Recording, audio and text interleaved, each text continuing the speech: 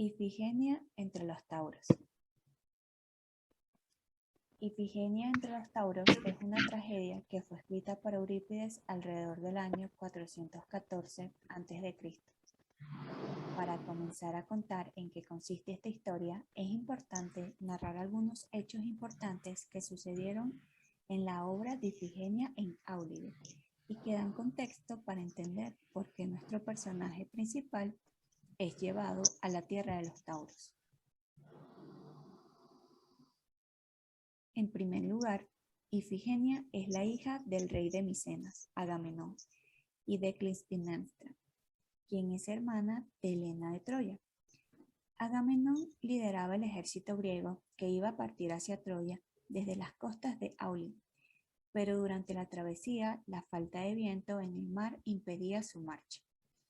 El tiempo pasaba y seguía sin haber viento para poder navegar. Los soldados, cansados y enfurecidos, amenazaron con dejar el ejército, por lo que Agamenón decidió consultar al adivino Calcante. Sus funestas palabras serían mencionadas por el propio Agamenón en los primeros versos de la tragedia. Con el ejército reunido y aprestado, permanecemos en Áulide sometidos por la imposibilidad de navegar. Y Calcante, el adivino, cuando consultamos los oráculos en nuestro apuro, respondió que sacrificáramos a Ifigenia, a quien yo engendré, en honor de Artemis, que habita por esta región, y que obtendríamos la navegación y el aniquilamiento de los frigios, si hacíamos tal sacrificio, pero si no la sacrificábamos, no lo conseguiríamos. Tras estas palabras, Agamenón en un principio se niega a llevar a cabo dicha atrocidad, pero su hermano Menelao lo convence de lo contrario y plantean un engaño. Ordenarán a Clitemnestra que traiga a Ifigenia a Áulide, con el falso pretexto de casar a la joven con el héroe Aquiles. Pero los remordimientos provocaron que Agamenón vuelva a cambiar de idea y mande a un mensajero para que su anterior orden sea obviada y Clitemnestra no traiga a su hija para ser sacrificada. No obstante, ya era demasiado tarde, pues ambas ya habían llegado al lugar. Clitemnestra estaba dispuesta a enfrentarse a Agamenón para que su hija no fuese sacrificada. Pero la joven Ifigenia, en un emotivo diálogo, expresa lo siguiente a su madre. Un hombre es más valioso que 1000 mujeres en la vida, y si Artemis quiso apoderarse de mi persona, ¿he de resistirme yo, que soy mortal, contra la diosa?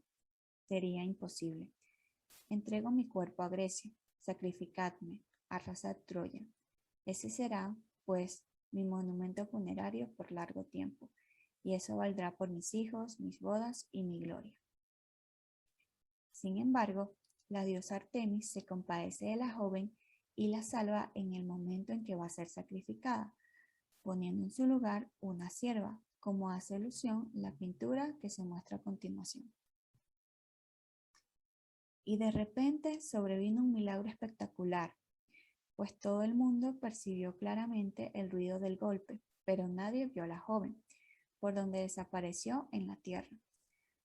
Da un grito el sacerdote y todo el ejército respondió con un griterío al contemplar aquel inesperado prodigio realizado por algún dios, que ni siquiera viéndolo se podía creer, pues una sierva, en los pálpitos de la agonía, yacía en el suelo. Era de gran tamaño y admirable aspecto. El altar de la diosa estaba regado de arriba abajo con su sangre. De esta manera, Ifigenia es llevada a la tierra de los tauros, donde se convierte en la sacerdotisa encargada de preparar los sacrificios humanos en honor a la diosa Artemis, lo que da paso a la historia de Ifigenia entre los tauros. En esta historia va a comenzar con el monólogo de la protagonista para informar al espectador sobre cómo llegó a este lugar. Asimismo, ella narra un presagio que recibió en forma de sueño, el cual le hace creer que su hermano Orestes ha muerto, razón por la cual quiere hacer unas libaciones como forma de rito en su honor. En esta historia, Los protagonistas son Ifigenia, Orestes y su amigo Pílades. Estos dos últimos habían llegado hasta el país de los Tauros, siguiendo las indicaciones del oráculo de Delfos, con la intención de robar la imagen de la diosa Artemis, la hermana del dios Apolo. Pero estos son capturados por unos boyeros que habían encontrado a dos griegos sin nombre. Su intención es que, según la costumbre local, sean sacrificados a la diosa Artemis. Ifigenia, ignorante de quiénes son los recién llegados, reconoce que ya no siente compasión por ningún extranjero y que está dispuesta a cooperar con el rito de su inmolación. Al narrar su encuentro con los jóvenes, los boyeros se refieren a los ataques de locura que les sobrevienen a uno de ellos. Este es Orestes, quien se cree asediado por las erinias que vengan el crimen que cometió al matar a su madre Clitemnestra, quien a su vez había asesinado a el padre de él, Agamenón, el rey de Micenas. La sacerdotisa Ifigenia se prepara para participar, sin saberlo, en el sacrificio de su hermano. Este, aunque se niega a revelar su nombre, le dice que procede de Argos, le informa de los acontecimientos que han rodeado a su familia y le da a entender que Orestes sigue vivo. Ifigenia propone entonces perdonar a uno de los dos amigos y enviarlos de regreso a Argos, con una carta que deberá entregar a sus seres queridos. A instancias de Orestes, se decide que Pílades sea quien se salve y cumpla dicha misión. Ifigenia, preparándose para el sacrificio y portando la carta que Pílades ha de llevar a Argos, antes la lee en voz alta, descubriendo la verdadera identidad de la sacerdotisa. Entonces Pílades le indica a su vez que el joven a quien iba a matar en sacrificio es su hermano Orestes, quien ofrece pruebas de su identidad. Este le explica a su hermana más detalles de su historia y le cuenta que para librarse del azote de las erinias tiene que llevar a la ciudad de Atenas la imagen de su hermana Artemis, que se venera en el país de los Tauros. Así, los dos hermanos deciden diseñar un plan que les permita escapar. Ifigenia declara que Orestes es impuro por haber asesinado a su madre y que por ello debe ser purificado en el mar, junto con la estatua de la diosa Artemis.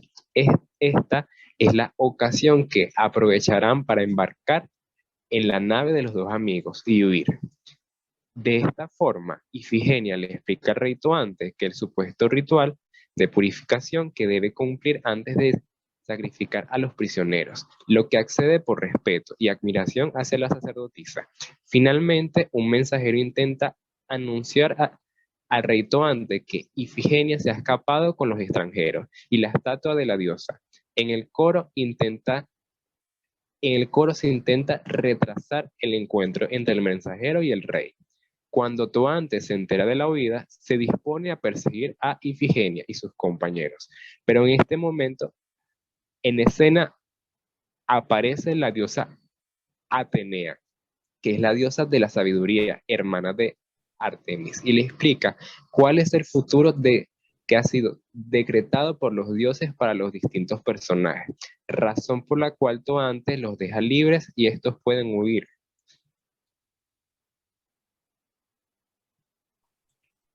Ahora nos gustaría comentar algunas características que tiene el personaje de Ifigenia y que se relacionan con lo esperado en las mujeres de la antigua Grecia. Autores como Picasso Gurina, en 2008, expresan que en la literatura griega es común encontrar la imagen de las mujeres como débiles, asustadizas, vengativas, habladoras, irracionales, incapaces de controlarse a sí mismas, inferiores por naturaleza, modestas, pasivas, silenciosas, castas, dedicadas a las tareas de la cría y cuidado de los hijos y por último, encargadas del mantenimiento del patrimonio doméstico. Y algunas de estas características las vamos encontrando en la obra a medida que vamos leyendo.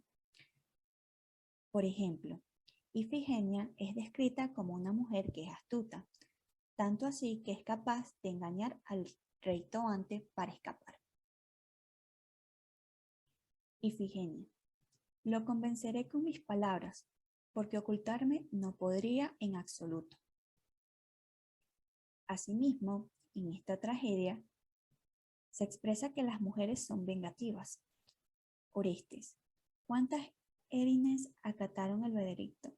Se marcaron los límites de un terreno sagrado en el mismo lugar de la votación, pero las que no se plegaron a la legalidad no dejaban de acosarme en una persecución que no daba lugar al descanso, hasta que volví al sagrado recinto de Febo.